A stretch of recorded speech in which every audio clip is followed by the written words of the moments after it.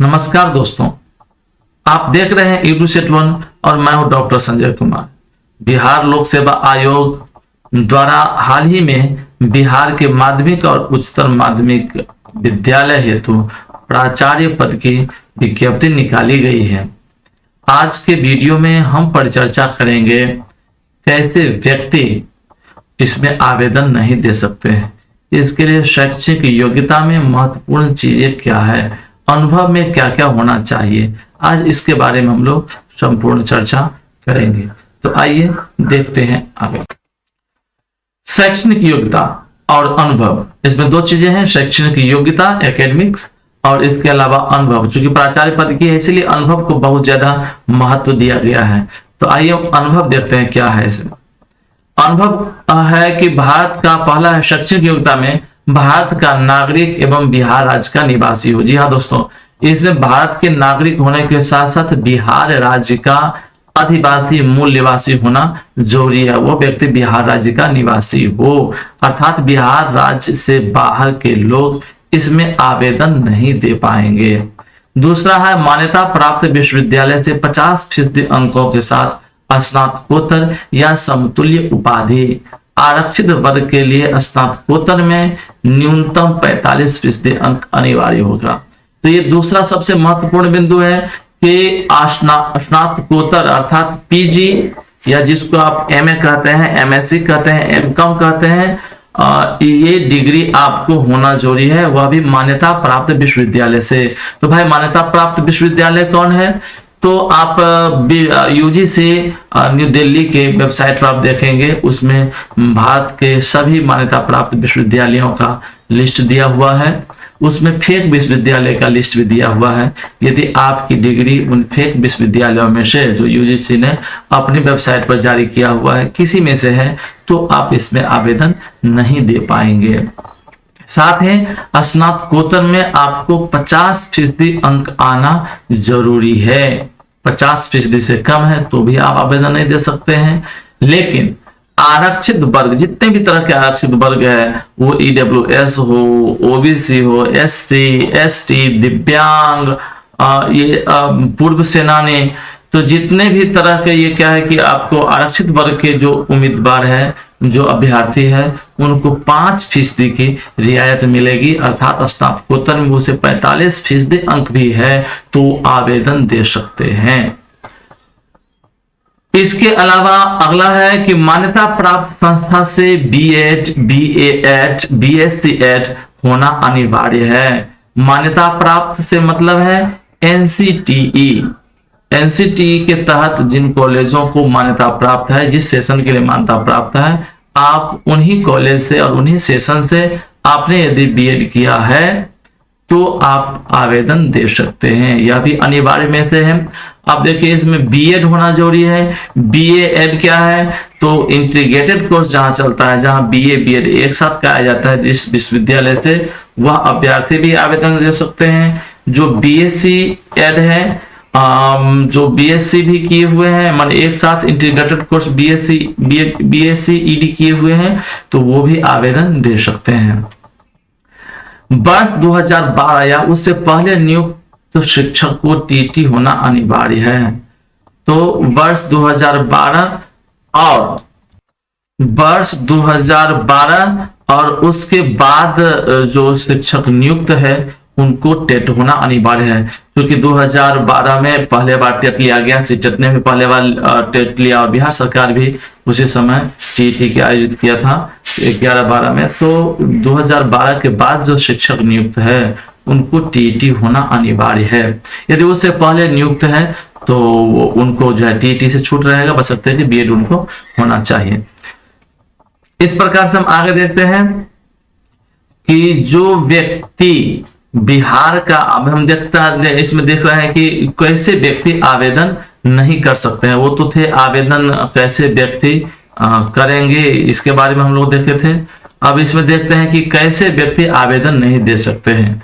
जो बिहार का नागरिक नहीं है वह आवेदन नहीं दे सकते हैं। जैसा कि हम लोग देखते हैं कि अभी छठा चरण का शिक्षक की नियुक्ति हुई है, उसमें बिहार के बाहर के प्रदेशों के बहुत सारे अभ्यर्थी आए हैं, नियुक्त भी हुए हैं। तो नियम में इस तरह का चीज था, कोई बाध्यता नहीं थी, इसलिए बाहर के प्रदेशों के भी लोग बिहार में ज्वाइन कर सकते हैं। लेकिन बीपीएससी में इससे पहले ऐसा था कि बाहर के लोग भी आवेदन देते थे, बाहर के राज्य के आरक्षित वर्ग के लोग भी यहाँ पर आरक्षण का लाभ सेंट्रल गवर्नमेंट की तरह ले पाते थे। लेकिन कुछ वर्ष पहले इसमें संशोधन हो चुका है। अब बिहार लोक सेवा आयोग से बिहार के लोगों को ही प्रायोरिटी दिया जाएगा। तो जो बिहार का नागरिक नहीं है आवेदन नहीं दे सकता है। जो पीजी डिग्री नहीं किया है, जो 2 वर्षीय पीजी डिग्री नहीं किया है, वो भी मान्य नहीं है। पीजी डिग्री यहाँ पर 2 वर्षीय और इससे पहले जो 1 वर्ष का हुआ करता था तो वो भी मान्य है। जो टीईटी उत्तीर्ण नहीं है वो भी आपको आवेदन नहीं दे सकते हैं। जिसके पास सरकारी विद्यालय में, अब ये अनुभव से संबंधित है, जिसके पास सरकारी विद्यालय में 10 वर्ष टीजीटी के पद पर काम करने का अनुभव नहीं है, ऐसे व्यक्ति जिन्हें सरकारी विद्यालय में टीजीटी अर्थात ट्रेंड ग्रेजुएट टीचर के पद पर काम करने का अनुभव नहीं है, वो व्यक्ति आवेदन नहीं दे सकते हैं। और जिनके पास निजी विद्यालय का अनुभव है उनको 12 वर्ष का टीजीटी के पद पर काम करने का अनुभव होना चाहिए।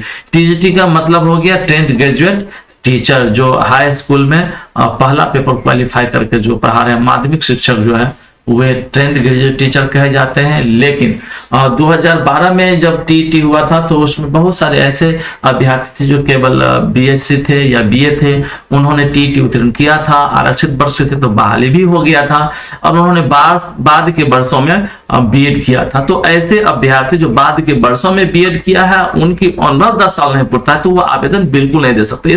इस बिंदु पर छात्रों में, अभ्यर्थियों में, शिक्षक अभ्यर्थियों में ये क्या है कि आपको ये कंफ्यूजन की स्थिति है। वो मानते हैं कि 10 वर्ष मैं पढ़ा रहा हूं लेकिन बीएड 5 वर्ष पहले उन्होंने किया है तो वो भी अपने आप को एलिजिबल मानते हैं। लेकिन लोकसभा आयोग ने अपने नोटिफिकेशन में बिल्कुल स्पष्ट कर दिया है कि टीजीटी के पद पर काम करने का अनुभव 10 वर्ष का आपका होना चाहिए। अब टीजीटी कैसे होंगे? इसका नाम ही है ट्रेंड ग्रेजुएट टीचर, अर्थात आप ट्रेंड हो। तो आपने बीएड किया नहीं तो आप तो अनट्रेंड टीचर के रूप में थे, तो अनट्रेंड वाला अनुभव आपको काम इसमें नहीं आएगा। जब से आप बीएड किए हैं तभी से आप टीजीटी कहे जाने योग्य आप हुए हैं, उस समय का आपका अनुभव होना चाहिए। बेटा एकदम क्लियर है कि टीजीटी ट्रेंड ग्रेजुएट होना चाहिए। तो आपने ट्रेनिंग बाद के वर्षों में किया है तो आप ट्रेंड तो नहीं थे, इसीलिए आपका वो अनुभव काउंट नहीं होगा, वो बीएड के समय से अनुभव काउंट होगा। जिनके पास निजी विद्यालय में 12 वर्ष टीजीटी के पद पर काम करने का अनुभव नहीं है वो भी आवेदन नहीं दे सकता है। जो निजी विद्यालय में पढ़ाते हैं लेकिन 12 वर्ष उन्होंने टीजीटी के पद पर काम नहीं किया है तो वो नहीं दे सकते। देखिए सरकारी विद्यालय में जो पढ़ाते हैं उनको 2 वर्ष की प्रायोरिटी दिया गया है, 2 वर्ष उनके लिए कम है कि आपको 10 वर्ष का अनुभव होना चाहिए। इसके अलावा जो उच्चतर माध्यमिक में शिक्षक है उनको पीजीटी के पद पर काम करने का 8 वर्ष का अनुभव होना चाहिए। यहाँ भी वही है, 2012 में जो 14 में जो नियुक्त हुआ था शिक्षक, तो उसमें बहुत सारे ऐसे शिक्षक थे जो बीएड नहीं थे, आरक्षित वर्ग से जो उम्मीदवार थे उनको बीएड नहीं था, अनट्रेंड में भी उनकी नियुक्ति हो गई थी। बाद के वर्षों में उन्होंने बीएड किया, तो जिस समय बीएड किए उस समय से आप पीजीटी के अनुभव लेने लायक है, उस समय से आपको पीजीटी का अनुभव मिलेगा, उससे पहले का नहीं, बशर्ते आप +2 में पढ़ा रहे थे तो भी। तो सरकारी विद्यालय में उच्चतर माध्यमिक जो पढ़ाते हैं उनको पीजीटी के पद पर 8 वर्ष का अनुभव चाहिए। यदि अनुभव 8 वर्ष का नहीं है तो आप नहीं पढ़ा, आप इसे अप्लाई नहीं कर सकते हैं। अगला है कि जिसके पास निजी विद्यालय में टीजीटी के पद पर काम करने का 10 वर्ष का अनुभव नहीं है वह भी आवेदन नहीं दे सकता है। देखिए कितना क्लियर है, यदि टीजीटी के रूप में आप काम किए हैं प्राइवेट विद्यालय में तो आपको 12 वर्ष का अनुभव होना चाहिए। पीजीटी के रूप में आपने काम किया है तो आपको अनुभव होना चाहिए 10 वर्ष का, 2 वर्ष की रियायत है। सरकारी विद्यालय में भी वही है, आप माध्यमिक शिक्षक के रूप में काम किए हैं तो 10 वर्ष का अनुभव, और आप यदि +2 में काम किया है तो 8 वर्ष का अनुभव आपको होना जरूरी है। जिनके पास किसी भी प्रकार का टीईटी नहीं है, जिनके पास किसी प्रकार का टीईटी नहीं है वह भी आवेदन नहीं दे सकते हैं। जिन्हें अनुभव तो 10-12 साल का है, कुछ ऐसे अभ्यर्थी है जिनको अनुभव 10-12 साल का है परंतु बीएड बाद के वर्षों में किया है, जो मैंने ऊपर स्पष्ट कर दिया हूं। 10-12 साल का आपका अनुभव है, लेकिन बीएड आपने बाद में किया है, तो उस समय से आपको अनुभव मान्य होगा इस पद के लिए। ऐसा नहीं कि अनुभव ही आपको, अनुभव को नकार रहे हैं, अनुभव आपको है लेकिन ट्रेंड के रूप में नहीं है। और जो बिहार लोक सेवा आयोग ने आवेदन निकाला है प्राचार्य के लिए, उसमें ट्रेंड ग्रेजुएट की मांग कर रहे हैं, ट्रेंड पोस्ट ग्रेजुएट की मांग कर रहे हैं। जिनके पास निधि विद्यालय का अनुभव है परंतु वेतन बैंक के माध्यम से प्राप्त नहीं हुआ है, ऐसे अभ्यर्थी जिनको 10 साल या 12 साल का अनुभव भी है निजी विद्यालय में, वो चाहे सीबीएसई हो, आईसीएसई बोर्ड हो या बिहार बोर्ड हो, किसी भी बोर्ड से आप ट्रेंड, देखिए किसी भी आपको संस्था का आपके पास अनुभव है, सीबीएसई विद्यालय का, आईसीएसई का, बीएसईबी का भी निजी विद्यालय चलता है, प्राइवेट स्कूल चलता है, उसका अनुभव आपके पास है, परंतु उस संस्था से आपको बैंक के माध्यम से यदि आपको सैलरी नहीं मिला है, आपको किसी अन्य माध्यम से मिला है, तो आप अप्लाई नहीं कर सकते हैं। आपको बैंक के माध्यम से क्या है कि सैलरी आपको दिखाना होगा कि आपको बैंक के माध्यम से मिल रहा था, और इसके ग्रेड के हिसाब से यदि आपको सैलरी मिल रहा था तो टीडीएस वगैरह करता ही होगा, टैक्स आपने रिटर्न फाइल वगैरह किया ही होगा, तो ये साक्ष्य आपको रखना होगा, ये साक्ष्य आपको रहेगा, तभी आप इसमें जो है एलिजिबल हो पाएंगे।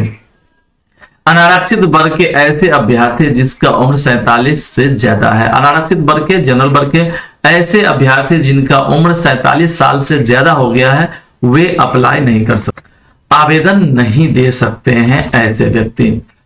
अनारक्षित वर्ग के ऐसे अभ्यर्थी जिनका उम्र 47 वर्ष से ज्यादा है, वो नहीं दे सकते हैं। और आरक्षित वर्ग के जो है, किसी भी वर्ग के जो आरक्षित है, SC ST OBC EWS दिव्यांग, वो सभी को उम्र में जो है 5 वर्ष की छूट है, तो वो अधिक से अधिक 52 वर्ष में आवेदन दे सकते हैं। इससे ज्यादा यदि है तो आवेदन नहीं दे सकते हैं। इसके अलावा आवेदन कौन दे सकते हैं, मैंने ऊपर चर्चा कर दिया है। संपूर्ण एडवर्टीजमेंट भी आपको लिंक में मैं दे देता हूं, और संपूर्ण एडवर्टीजमेंट के लिए भी एक अलग वीडियो बना हुआ है, आप उसको देख सकते हैं। और बहुत जल्दी हम लोग इस पर और भी वीडियोस बना के आप लोगों को देना चाह रहे हैं। किसी भी तरह की और जानकारी चाहिए तो मेरे लिंक में नीचे जो है कमेंट में आप लिख के बताएंगे, तो अगला वीडियो उससे संबंधित होगा। धन्यवाद।